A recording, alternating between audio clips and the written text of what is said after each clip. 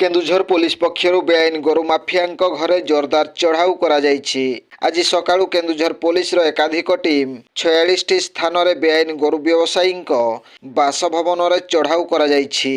केन्दुझर जिलार घटगाँ अंतर्गत सांतरापुर, काड़ियाहता, तेलकोई, घसीपुरा, तुरमुंगा, मयूरभंज जिलार बिशोई, करंजिया, झारपोखरिया, तेंटोपसी, चढ़ईभोल, केन्द्रेई और ठाकुरमुंडारे आज दिन तमाम चढ़ाऊ जारी रहिथिबा बेले जाजपुर जिलार कोरई एवं भद्रक जिला मध्य एही चढ़ाऊरे सामिल रहिछि।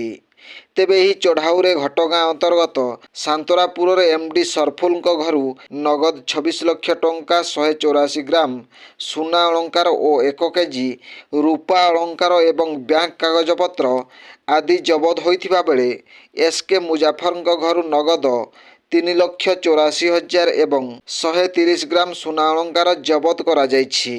ठीक सेहीपरि संध्या समय मध्य आउ किछि घरे रेड होइथिबा बेले सेही घर मानंकरु जबत होइथिबा टंका बा सुना अलंकार विषय रे कौनसी सूचना मिली पारि नाही। ब्यूरो रिपोर्ट, जनजागरण ओडिया। वीडियो गुड़िक आपण मानकु भल लागुथिला हम चैनल को सब्सक्राइब करने सह लाइक शेयर करने को भूलंतु नहीं।